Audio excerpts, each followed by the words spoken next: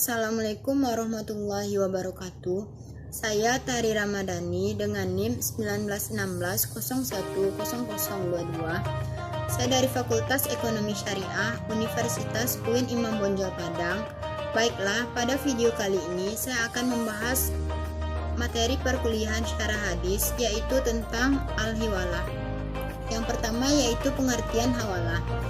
Hawalah secara bahasa yaitu al-intikal dan al-tahwil, yang berarti memindahkan dan mengalihkan.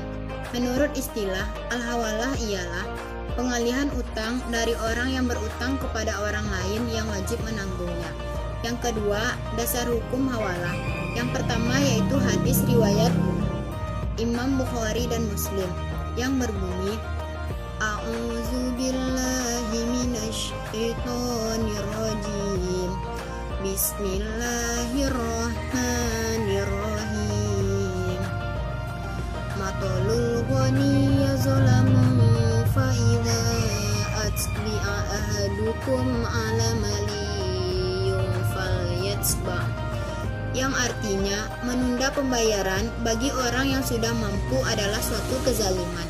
Dan jika salah seorang dari kamu diikutkan atau dihiwalahkan kepada orang yang mampu atau kaya, terimalah hiwalah itu. Yang kedua, ijma. Ulama sepakat membolehkan hiwalah. Yang ketiga, rukun hawalah. Menurut mazhab Hanafi dan Hambali, hawalah rukunnya yaitu ijab dan kabul. Menurut mazhab Maliki, Syafi'i dan Hambali, rukun hiwalah ada 6. Yang pertama yaitu muhil, yakni orang yang berhutang dan sekaligus berpiutang. Yang kedua, muhal atau muhtal, yakni orang yang berpiutang kepada muhil. Yang ketiga, muhal alaih, yakni orang yang berhutang kepada muhil dan wajib membayar hutang kepada muhtal. Yang keempat, muhtalbih, yakni hutang muhil kepada muhtal. Yang kelima, ada hutang pihak ketiga kepada pihak pertama. Yang keenam, ada sigoh atau pernyataan hiwalah. Yang keempat, syarat hawalah. Yang pertama yaitu cakap melakukan tindakan hukum dalam bentuk akad, yaitu balik dan berakal. Yang kedua, ada pernyataan persetujuan atau rida. Yang kelima, jenis hawalah. Mazhab Hanafi membagi hawalah menjadi beberapa bagian. Yang pertama, hawalah hak. Hawalah ini adalah pemindahan piutang dari satu piutang kepada piutang yang lainnya dalam bentuk uang, bukan dalam bentuk barang. Yang kedua, hawalah dayan.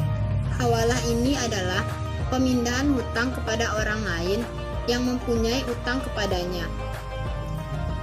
Yang keenam, unsur kerelaan dalam hawalah. Yang pertama, kerelaan muhal. Kerelaan muhal ialah hal yang wajib dalam hawalah, karena hutang yang dipindahkan adalah haknya, maka tidak dapat dipindahkan dari tanggungan satu orang kepada yang lainnya tanpa kerelaannya. Yang kedua, kerelaan muhal alaih. Mayoritas ulama Malikiyah, Syafi'iyah, dan Hanabilah berpendapat bahwa tidak ada syarat kerelaan muhal alaih. Yang ketujuh, beban muhil setelah hawalah. Apabila hawalah berjalan sah, dengan sendirinya tanggung jawab muhil gugur. Andai kata muhal alaih mengalami kebangkrutan atau membantah hawalah atau meninggal dunia, maka muhal tidak boleh kembali lagi kepada muhil. Hal ini adalah pendapat ulama jumhur. Yang kedelapan, berakhirnya hawalah. Akad hawalah akan berakhir jika terjadi: yang pertama, karena dibatalkan atau fasak. Yang kedua, hilangnya hak muhal alaih karena meninggal dunia atau bangkrut, atau ia mengingkari adanya akad hawalah, sementara muhal tidak dapat menghadirkan bukti atau saksi. Yang ketiga, jika muhal alaih telah melaksanakan kewajibannya kepada muhal. Yang keempat, meninggalnya muhal sementara muhal alaih mewarisi harta hawalah karena pewarisan merupakan salah satu sebab kepemilikan. Yang kelima, jika muhal menghibahkan atau menyedekahkan harta hawalah kepada muhal alaih dan ia menerima hibah tersebut. Yang keenam, jika muhal menghapus bukukan kewajiban membayar hutang kepada muhal alaih. Yang kesembilan, aplikasi hawalah dalam perbankan. Kontrak hawalah dalam perbankan biasanya diterapkan pada hal-hal seperti berikut. Yang pertama, faktoring atau anjak piutang, di mana para nasabah yang memiliki piutang kepada pihak ketiga memindahkan piutang itu kepada bank, lalu bank membayar piutang tersebut.